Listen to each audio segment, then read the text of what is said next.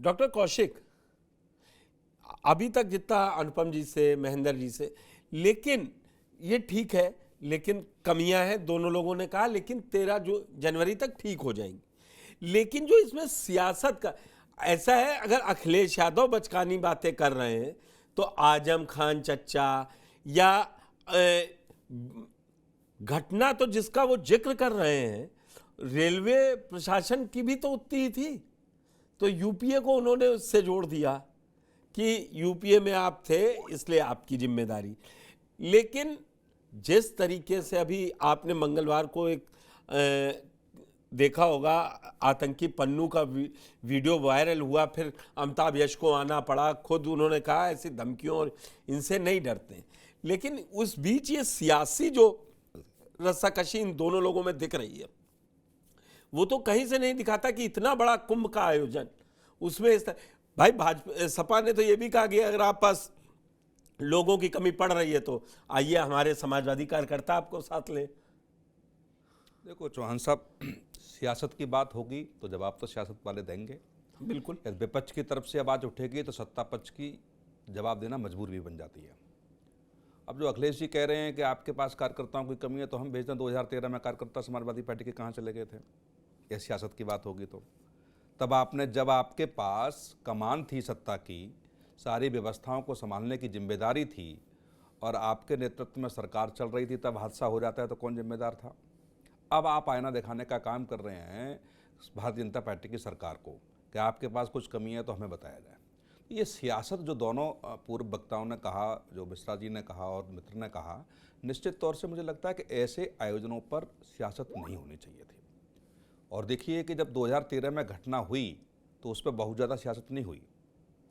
हाँ, थोड़ा बहुत चला, बस बहुत ज़्यादा सियासत नहीं हुई, ज़्यादा घिरने का प्रयास नहीं हुआ, ऐसा नहीं। तब भाजपा वो नहीं थी ना, अब ये भी समझिए भाई। तो देखो 2013 और 2000 अभी हम 24 की बात करें, निश्चित तौर से तो भारतीय जनता पार्टी के अलावा था कौन विपक्ष में? आप ये बताइए मुझे। बहुजन समाज पार्टी, लेकिन हिंदुत्व की बात करने वाली, मैं कह रहा हूँ जहाँ एक लंबा 50 लोगों की यदि मौत हो जाए और वहाँ पर ऐसा नहीं हो तो निश्चित तौर से ये लगता है, और अखिलेश यादव जी को ये समझना पड़ेगा कि उस समय भी सियासत नहीं हुई थी तो मुझे भी सियासत करने की आवश्यकता नहीं है। नहीं। अब पीडीए पत्रकार क्या होता है? आज पीडीए पत्रकार लिख रहे हैं, कल आप लिखेंगे पीडीए मजिस्ट्रेट, फिर लिखेंगे पीडीए कुछ और। मतलब आप हर व्यवस्था को पीडीए में बांटने पर तुले हुए हैं और बार बार भारतीय जनता पार्टी को यह घेरने का प्रयास कर रहे हैं कि आप हिंदुत्व की बात क्यों कर रहे हैं? बात आप कर रहे हैं। आप एक वर्ग को आप बताइए पीडीए पत्रकार क्या होता है? फिर तो आप ये भी आरोप लगाने लगेंगे कि न्यायिक व्यवस्था में जिस जज ने कोई आदेश दिया है तो वो किस जाति विशेष का है और किस जाति विशेष के खिलाफ आरोपित किया गया है या आदेश दिया है। फिर यदि इतनी गिरी हुई राजनीति, मुझे लगता है कि ये लोकतंत्र अभी और गिरेगी, हमें लग रहा है लोकतंत्र के लिए ठीक नहीं है। आप अखिलेश जी ये समझे कि विपक्ष में है, विपक्ष में रह करके आप गिरी राजनीति कर सकते हैं, सत्ता पक्ष में तो आप भी आएंगे। ऐसा तो है नहीं कि आप हमेशा विपक्ष में बैठे रहेंगे और फिर वो जो राजनीतिक दल विपक्ष में होगा वो भी गिरी हुई राजनीति करेगा। तो निश्चित तौर से मुझे लगता है कि एक सीमा ऐसी होनी चाहिए जिसको लागने की, अखिलेश को तो नहीं होनी चाहिए लगभग। मुझे लगता है मुख्यमंत्री की कुर्सी पर अब अशोक जी के पास चलते हैं। मैंने इसीलिए आज राजनीतिक लोगों से नहीं, जो पार्टी प्रवक्ता है उन लोगों से नहीं, अशोक जी, अनुपम जी को भी सुना, महेंद्र जी को भी सुना, सुनील जी को भी सुना, और मेरा भी छोटा सा सवाल है, इतनी जल्दी क्या थी सियासत करने की? आ गया ना खुल के कि जो आप बता रहे हैं बिजली के खंभे नहीं लगे हैं, लोग, अनुपम जी ने बताया, साथ में लोग आपकी उसी पोस्ट के नीचे लिख रहे हैं। मतलब, और ये मुझे भी पीडीए वाला समझ में नहीं आया। कुंभ को भी क्या उसी आईने से देखना है? बताइए। देखिए पुष्कर जी, बहुत सारे सवाल हैं और उन सवालों को मैं अगर उठाऊं तो सबसे पहला जो सवाल और सबसे बड़ा जो सवाल मुझे समझ में आया कि ऐसे आयोजनों पर राजनीति नहीं करनी चाहिए जी। लेकिन इसी सवाल के जवाब जब खोजेंगे तो दूसरा सवाल इसके समकक्ष खड़ा होता है कि ऐसे आयोजनों पर राजनीति करता कौन है। तो आपको दोनों सवालों को एक साथ लेके चलना पड़ेगा। तो अगर आप देखेंगे तो ऐसे आयोजनों पर अगर कोई राजनीति करता है तो भारतीय जनता पार्टी करती है। आप देखिए, आपको याद होगा 2014 में मां गंगा के नाम पे राजनीति की गई। आपको याद होगा पिछले लोकसभा चुनाव के पहले भगवान राम के मंदिर के नाम पर राजनीति की गई, और जो राजनीति भगवान राम के मंदिर के नाम पर की गई, मुझे लगता है कि देश को और दुनिया को यह बात पहली बार पता चली कि धार्मिक आयोजन जो होते हैं सरकार द्वारा, या इस तरह के जो धार्मिक आयोजन कराए जाते हैं, इसमें सरकार कोई आस्था पर कोई केंद्रित उसका मतलब ध्यान रहता ही नहीं। आस्था से ऐसे धार्मिक आयोजनों का, खास तौर से भाजपा की सरकारों का दूर दूर तक कोई सरोकार नहीं होता है। इनका सिर्फ धार्मिक आयोजनों के आड़ में जो इनका राजनीतिक और आर्थिक लाभ अर्जित करने का ही उनका मुख्य उद्देश्य रहता है। आप इन दोनों उदाहरणों से आप समझ सकते हैं मां गंगा के नाम पर जिस तरह से राजनीतिक और आर्थिक लाभ अर्जित किया गया, जिस तरह भगवान राम के मंदिर के नाम पर आप देखिए माझा जमथरा गांव में फील्ड फायरिंग और आर्टिलरी प्रैक्टिस एक्ट के तहत जो जमीनें अलॉट थी, वो जमीनों तक इन लोगों ने नहीं छोड़ा, उसकी भी लूट कर डाली। और तमाम जो निर्माण हुए रामपथ वगैरह का देखिए क्या स्थिति थी। तो ऐसे आयोजन जब होते हैं और उसमें जब लूट मचती है पैसे की और राजनीति की, तो एज ए विपक्ष के नाते हमारी जिम्मेदारी बनती है कि हम सरकार के हर कदम पर निगाह रखें कि ऐसी कोई पुनरावृत्ति इस तरह के मतलब महाकुंभ में न हो जाए। जो आप केशव मौर्य जी का बयान आपने चलाया, मैं सुन रहा था, उन्होंने कहा कि बड़ी मतलब स्वच्छता से काम कर रहे हैं, बड़ी निर्मलता से काम कर रहे हैं। तो वही स्वच्छता, वही निर्मलता भगवान राम मंदिर के जिस दिन उद्घाटन था, देखिए गाय और सुअर की चर्बी वाला लड्डू खिला दिया आपने।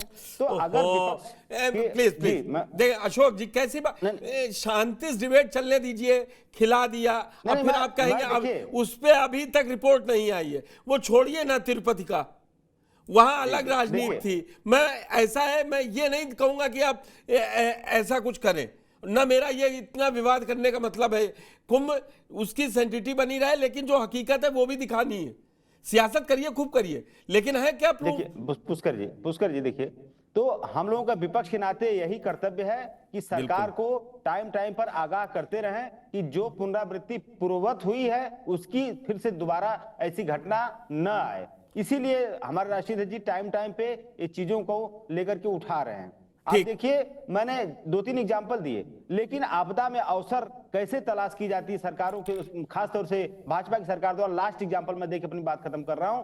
कोविड काल में जिस तरह से आप देखिए आपदा में अवसर कैसे तलाशा, भारतीय जनता पार्टी ने पीपीई किट घोटाला किया, वेंटिलेटर घोटाला किया, उसके बाद पीएम केयर फंड बनाया और कैसे कारपोरेट सोशल रिस्पांसिबिलिटी फंड को उसमें डाइवर्ट कराया, कर्मचारियों का उसमें पैसा डाइवर्ट करा, सैलरी डाइवर्ट कराया, लेकिन उसका ऑडिट नहीं होगी। तो आपदा में अवसर और इस धार्मिक आयोजनों में जो धन उगाही, जो आर्थिक लाभ जो इनके लोग करते हैं, इस बात को लेकर के हमारे राष्ट्रीय अध्यक्ष जी ने चिंता व्यक्त किया है। और इसी बात को लेकर कहा कि अगर कहीं कोई समस्या आती है तो हमारे समाजवादी पार्टी के कार्यकर्ता भी वहां पे तत्पर रहेंगे और लोगों की मदद करेंगे। अशोक जी बहुत बढ़िया बोला, कई सवाल हैं, अपर्णा जी ने सुन लिए, पूछूं, लेकिन ये पीडीए वाले पत्रकार नहीं समझ में आया।